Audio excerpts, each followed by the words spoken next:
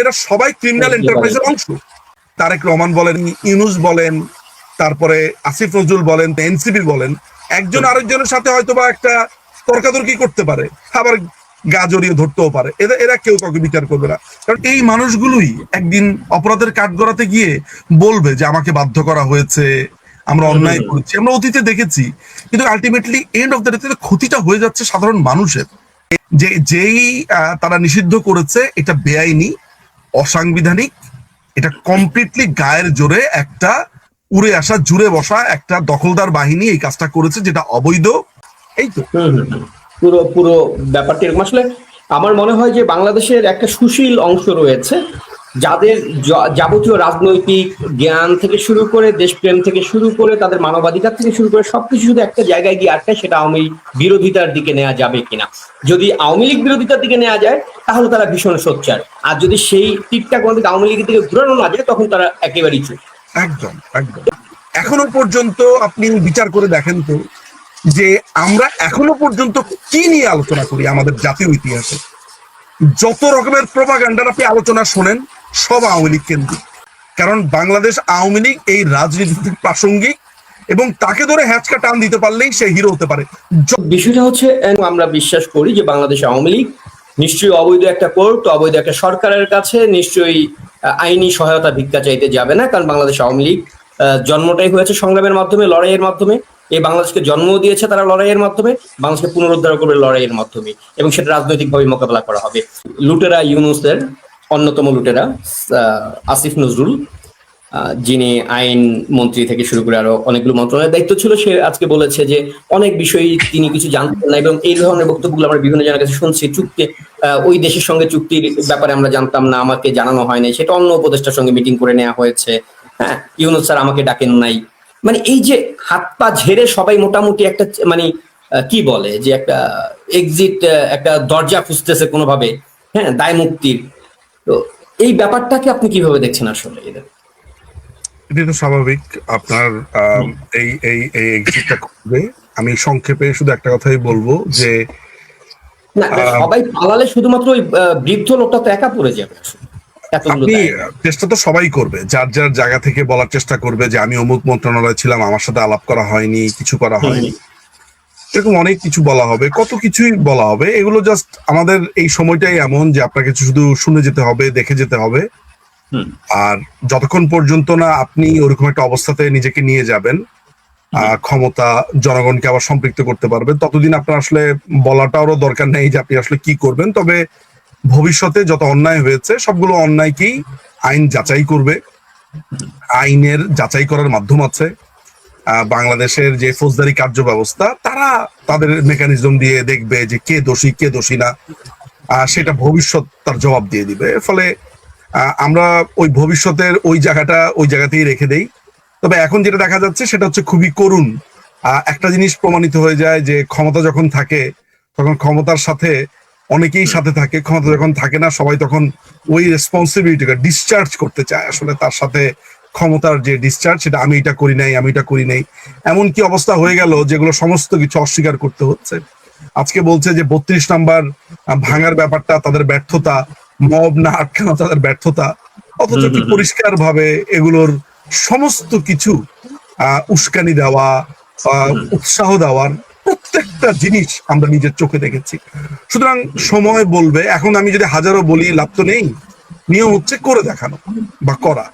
আমার কাছে মনে হয় আমাদের জন্য জরুরি আমাদের নিজেদের সংগঠিত হওয়া।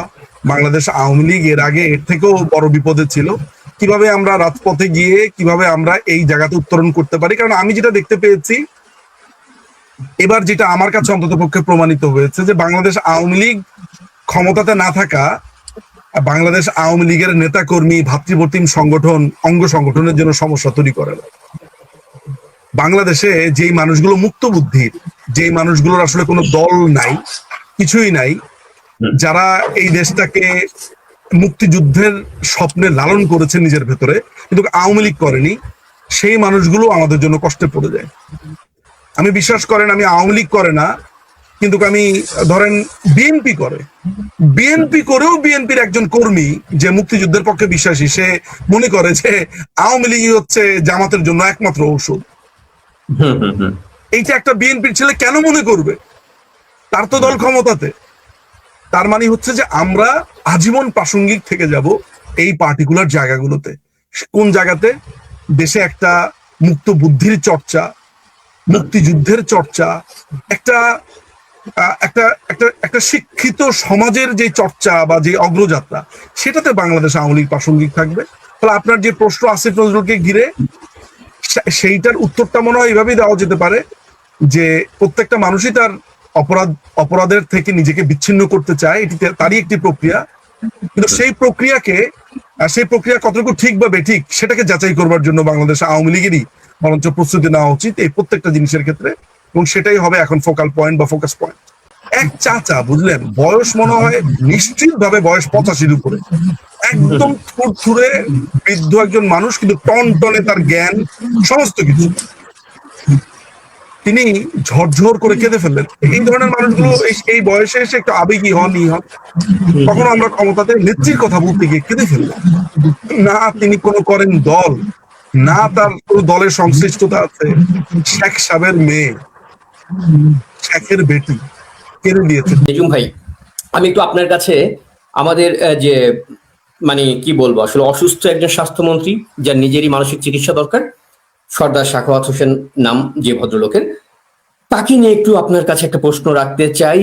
এই যে হামের কারণে যখন বাংলাদেশের শতাধিক শিশুর মর্মান্তিক মৃত্যুর ঘটনা আমরা দেখলাম, এই স্বাস্থ্যমন্ত্রী প্রথমে বলে দিল গত 8 বছর যাবৎ শেখ হাসিনার সরকার টিকা দেয়নি, কোনো ধরনের কার্যক্রম পরিচালনা করেনি, টিকা কার্যক্রম, যেই কারণে এই মানে মৃত্যুগুলো ঘটেছে। তারপরে যখন চারদিক থেকে সংবাদ মাধ্যমে প্রকাশ পেতে শুরু করলো, সামাজিক মাধ্যমে সকল তথ্যপত্রগুলো উঠে আসলো, আন্তর্জাতিক যে স্বাস্থ্য সংস্থার বরাত দিয়ে, যে কিভাবে জননেত্রী শেখ হাসিনা এই ধরনের যে সংক্রামক ব্যাধিগুলো এগুলোকে নিয়ন্ত্রণ করেছে, এবং সেই তথ্যপত্র যখন বাইরে এলো তখন সে বলল যে এটা হচ্ছে মূলত কি বলে ইউনূস সরকারের ব্যর্থতা, তাদের সময় তারা টিকা কার্যক্রম চালায়নি।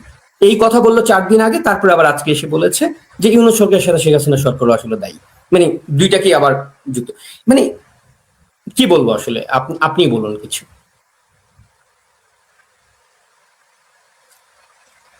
আসলে আপনি আপনার কথার পরে তো আমার আসলে কিছু যোগ করার থাকে না পরিষ্কার ভাবে। এইটা প্রথমে আমি বলি যে যখন এই রেসপন্সিবিলিটিটা আমাদের দিকে দেওয়ার চেষ্টা করলো, আমি চিন্তা করছি এটা যদি 2026 না হয়ে 2001 সালের সময়টা হতো, তাহলে তো আসলে ফেসবুকটাও ছিল না। তারপরে সোশ্যাল মিডিয়া বলেন, এখন যেভাবে তথ্যপত্র মানুষ সামনাসামনি নিয়ে আসছে, প্রত্যেকটা মানুষই এখন এক একজন জার্নালিস্টের মতো আচরণ করতে পারে, এবং খুবই প্রপোর্শনেট আচরণ করতে পারে, যে তার কাছে যদি তথ্য প্রমাণ থাকে আর কি, গুজব ব্যতীত। ফলে এই ঘটনাটা ঘটার পরেই যারা সাধারণ মানুষ আছে তারা তাদের বাচ্চাদেরকে দেওয়া হামের টিকার যে কার্ড আছে সেটা বের করে একে একে পোস্ট করতে লাগলো, আমরাও সেগুলোকে নানানভাবে প্রচার করতে লাগলাম, এবং সেখানে পরিষ্কার ভাবে দেখা গেছে যে বাংলাদেশ আওয়ামী লীগের আমলে এগুলো নিয়ে কোনো সমস্যাও ছিল না। এবং ইনফ্যাক্ট বাংলাদেশ আওয়ামী লীগের খুবই একজন সমালোচক, যে বাংলাদেশ আওয়ামী লীগের আ থেকে গ পর্যন্ত সমস্ত কিছুরই সমালোচনা করে, সেই কল্লোল মোস্তফা বা তেল গ্যাস আন্দোলনের আনু মোহাম্মদের অন্যতম সারথি, তারা পর্যন্ত মানে না পারতে স্বীকার করে নিয়েছে যে না, সেই সময়টাতে টিকা দেওয়ার হার এরকম প্রায় 90% উপরে ছিল, ব্লা ব্লা ব্লা। তারাই এটা নিয়ে এসছে। ইনফ্যাক্ট তারা তো আর হাওয়ায় কথাটা নিয়ে আসেনি। যেই স্বাস্থ্যমন্ত্রী এই কথাটা বললো, তার নিজের সরকারি ওয়েবসাইটের ভিতরেই এটা আছে। হ্যাঁ, এখানে নতুন করে কেউ কোনো কিছু আবিষ্কার করেনি আসলে। তো আলটিমেটলি এটা প্রমাণিত হয়েছে যে আওয়ামী লীগের আমলে সেটা ক্যাম্পেইন হয়েছে। আমি গতকালকে একটা ভিডিও দেখলাম যেখানে প্রধানমন্ত্রী একটা বাচ্চাকে কোলে নিয়ে বলছে যে বলো আমরা টিকা দিব, সবাইকে টিকা দেওয়ার জন্য উনি ওই বাচ্চাটাকে বলছে। অর্থাৎ এই ক্যাম্পেইনটা চলছিল, উনি নিজেই এটার জন্য পুরস্কার পেয়েছেন, সবচেয়ে শ্রেষ্ঠ এই তার ভূমিকা রাখার জন্য তিনি অলরেডি পুরস্কারও পেয়েছেন। এগুলো নিয়ে নানান রকমের টক শোতে ইতিমধ্যে কথাবার্তা বলে ফেলেছি, ফলে এটা স্পষ্টভাবে প্রমাণিত। কিন্তু আমি যে জায়গাটাতে ফোকাস করতে চাই, এই যে আপনি বলছেন যে সে একবার বলছে আমাদের কথা, একবার ইউনূসের কথা, আবার আমাদের দায়ের কথা বলছে, এগুলোর জায়গাতে কম্প্রোমাইজটা করছে কার সাথে? কম্প্রোমাইজটা করছে হচ্ছে যে বাচ্চাগুলো মারা যাচ্ছে নিরীহ তাদের সাথে। এই যে ছোট ছোট বাচ্চারা মারা যাচ্ছে, খেয়াল করে দেখেছেন যে এটার প্রতি কোনো ধরনের মানে সামান্যতম এই অনুভূতিটা জাগায়নি, যাচ্ছে ঠিক আছে এটা আওয়ামী লীগই করেছে, বিচার প্রক্রিয়া শুরু করেন, তাহলে দেখি শুরু শুরু করেন, অ্যাটলিস্ট বলতে তো পারি যে আপনি ইনিশিয়েটিভ নিয়েছেন। তো আলটিমেটলি এই আইনি এই ক্ষেত্রে বোধহয় স্বাস্থ্যমন্ত্রী একটা বক্তব্য দিয়েছেন নিজুম ভাই, যে আমরা অতীতে ফিরে যেতে চাই না, অতীত নিয়ে আমরা ভাবতে চাই না, সামনে কিভাবে এটা সমাধান করবো আমরা সেটা নিয়ে ভাবছি। যখনই মানে সাংবাদিক প্রশ্ন করেছে এই ব্যাপারে কারো বিরুদ্ধে তদন্ত ওই হবে যে কিনা। এটা হয়ে গেছে হচ্ছে আজকে আসিফ নজরুলের মতো। আসিফ নজরুল আজকে বলেছে আমি এখন থেকে রাজনৈতিক কথাবার্তা কম বলবো। আমি একটা জিনিস লক্ষ্য করে দেখলাম যে যখনই আওয়ামী লীগ ক্ষমতাতে থাকে তার ইতিহাসে, সেটা আপনার 1971 সালের পরে বলেন বা প্রি 1971 বলেন, তার জন্ম লগ্ন থেকে যখনই সে ক্ষমতায় গেছে, যখন সে কোনো পোস্টে গেছে, পদে গেছে, আমি জানি না যে বাংলাদেশ আওয়ামী লীগ একটা পাঞ্চিং ব্যাগ। সে যখন ক্ষমতায় থাকে তখন সবার কথা বলতে ইচ্ছা করে, তখন আর কারো বলতে ইচ্ছা করে না যে এখন আমি সমালোচনা কম করব, এখন অতীত নিয়ে আমাদের পড়ে থাকার সময় না। এই ধরনের কথাবার্তা যখন আওয়ামী লীগ ক্ষমতা থাকে না, যেমন আমি আপনাকে আওয়ামী লীগের সৃষ্টিকাল থেকে আমি উদাহরণ দিতে গেলে অনেক লম্বা হয়ে যাবে। আপনি 1971 সালের পরেই ধরেন, স্বাধীন বাংলাদেশে জাসদ একটা দল বানিয়েছে। এই দলটি এমন ভাবে বাংলাদেশে উল্কার মতো এসেছে, চারদিকে একটা রব পড়ে গেছে, জাসদ জাসদ জাসদ জাসদ জাসদ। বঙ্গবন্ধুকে হত্যা করেছে, জাসদ শেষ। অর্থাৎ তাদের প্রাণ ভোমরটাই ছিল বঙ্গবন্ধু, অর্থাৎ বঙ্গবন্ধুকে গালি দিয়েই তারা বেঁচে ছিল। বঙ্গবন্ধুও নাই, তাদেরও মৃত্যু হয়েছে। আপনি খেয়াল করে দেখেন যে শারমিন আহমেদ, এই যে শারমিন আহমেদ রিপি, যে নেতা ও পিতা লিখেছে, এই এই এই মহিলার কথাবার্তা শুনে আমার যেটা মানে তার সমস্ত কিছু নির্দেশ হচ্ছে যে আমার বাবারে কেন এত এত কিছু বলে না, কেন বঙ্গবন্ধুকে এত কিছু বলে। যেখানে তাজউদ্দিন আহমেদ আর বঙ্গবন্ধুর ছিল অসম্ভব ভালোবাসা, বন্ধুত্ব, শ্রদ্ধা, মেয়ের মনে হয়েছে যে তার বাবা পলিটিক্যাল ফুটনোটে আছে, শুধু একটা ফুটনোট হয়ে বেঁচে আছেন, এটা উনার ধারণা। উনি ফুটনোট থেকে শিরোনাম করতে চেয়েছেন বাবাকে। করতে যাওয়ার পরে দেখা গেল যে মানুষজন আর কিছু নিয়ে চিন্তা করছে না, আলাপ করছে শুধু একটা জিনিসই, যে বঙ্গবন্ধু কি ওই দিন নাকে তেল দিয়ে ঘুমিয়ে থাকতে বলেছিল কিনা। মানে আলাপটা শেষ পর্যন্ত সে বঙ্গবন্ধুতেই চলে গেল। আমি কি কথাটা বোঝাতে পারলাম? তো একইভাবে ওই একই স্টাইলে একইভাবে আপনি আওয়ামী লীগের আমল দেখেন, আওয়ামী লীগের কিছু দেখেন, আলাপটা শেষ পর্যন্ত হয় আওয়ামী লীগকে নিয়ে, আলাপটা শেষ পর্যন্ত হয় শেখ হাসিনাকে নিয়ে, আলাপটা শেষ পর্যন্ত হয় বঙ্গবন্ধুকে নিয়ে, আলাপটা শেষ পর্যন্ত হয় আমাদের দল, দলীয় আদর্শ। আপনি যত রকম এরাই আবার নিজুম ভাই কথায় কথায় বয়ান দেয় যে আওয়ামী লীগ প্রাসঙ্গিক না, বঙ্গবন্ধু প্রাসঙ্গিক না, কোনো কিছু প্রাসঙ্গিক নেই, অথচ সারাদিন তারা এটা নিয়ে কথা বলছে। আমি আপনাকে এই জন্যই তো উদাহরণটা দিলাম যে জাসদ, মানে জাসদ যা করেছে, যারা জানে ইতিহাসটা, যে ওই সময় জাসদ জাসদ জাসদ জাসদ, হ্যাঁ আওয়ামী লীগের এগেন্সে একটা দল দাঁড়িয়েছে, বঙ্গবন্ধুর হত্যার সাথে সাথে জাসদ শেষ, কমপ্লিটলি গন।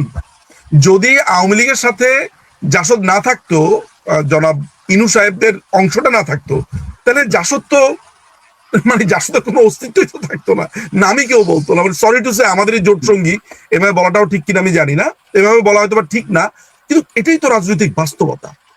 আপনি এই যে তাদের এই যে কথিত পার্লামেন্ট, হ্যাঁ, বা রাজুতে আয়ের এক্সটেনশন রূপ যেটা দেখতে পাচ্ছেন এখন, এক্সটেন্ডেড রূপ যেটা দেখতে পাচ্ছেন, সেখানে কি আলাপ হচ্ছে গত 7 দিন ধরে? 7 দিন ধরে আলাপ হচ্ছে 72-এর সংবিধান, রাজাকার বা মুক্তিযুদ্ধ। মানে বঙ্গবন্ধুকে নামটা না নিতে গিয়েও বঙ্গবন্ধু চারদিকে জুড়ে আছে, চারদিকে জুড়ে আছে স্বাধীনতা, মুক্তিযুদ্ধ। সুতরাং এই যে সাখাওয়াত যে কথাটা বলেছে আমাদেরকে নিয়ে, মানে আলাপটা তো এসেছে সাখাওয়াতের প্রসঙ্গ থেকে, আমি এত দূর গেলাম। আমাদেরকে যদি প্রাসঙ্গিক না করে তাহলে তাদের পলিটিক্যাল খেলাটা হয় না, যে এত বড় একটা ঘটনা আওয়ামী লীগের দোষ দিতে পারতেছি না, এই কেমন কথা? দোষ আমি দিবই। হ্যাঁ, তো আমার কথা হচ্ছে যে ঠিক আছে, আমাদেরকে দোষ দিয়েও যদি অপরাধীদেরকে খোঁজা হয়, খোঁজেন, তাহলে তো বের হয়ে আসবে। তো আলটিমেটলি যেটা হয়েছে যে এই শিশুদের কথাও কেউ ভাবে না। আসলে এইসব শিশুরা যে মারা গেছে, এগুলো এরা যদি এটা মানতই, তাহলে তো ওই অল হেল মেরিনা কি যেন, সেটা দেখতে তো আর যেত না। নিরো তো আর ওই কি জানি বলে বসুন্ধরা বা ওই যে সীমান্ত স্কোয়ারে তো আর বাঁশি বাজাতে যেত না, তাই না? মেয়েকে নিয়ে সিনেমা দেখতে যাচ্ছে, অথচ আমাদের উপরে কি, আমাদের উপরে বদনাম দেওয়া হয় যে আমরা নাকি স্বর্ণের মুকুট দিয়ে ছেলেকে বিয়ে করিয়েছি। তাই না? এটাই বলা হয়েছে না? সেই 1974 সালের কবে শেষ হয়ে গেছে। আমি এটা নিয়ে আমি আর একটু আগাই আপনাকে আমি বলি। 1975 সালের পত্রিকাগুলো আমি ঘাটছিলাম, বুঝতে পারছেন? তো 1975 সালের পত্রিকা ঘেটে আমি চিন্তা করছিলাম, আচ্ছা এই যে দোষ দেওয়া হয় বঙ্গবন্ধুকে, সোনার মুকুট, এই সেই হাবিজাবি, আচ্ছা ওই সময় পাবলিক কি বলতো, আসলে পাবলিকের কথাটা কি? তো আমি পাবলিকের চিঠিপত্র কলামগুলো পড়ছিলাম, ইত্তেফাকের, বিচিত্রার, এগুলাতে। আমি যখন এটা নিয়ে একটা বড় ভিডিও বানাবো, আপনি দেখবেন কত বিচিত্র জিনিস নিয়ে পাবলিক সামনে এসেছে। পাবলিকের একটা প্রশ্ন পাবলিকের ছিল না আপনার মানুষের না খাওয়া, মানুষের দুর্ভিক্ষ, এগুলো নিয়ে।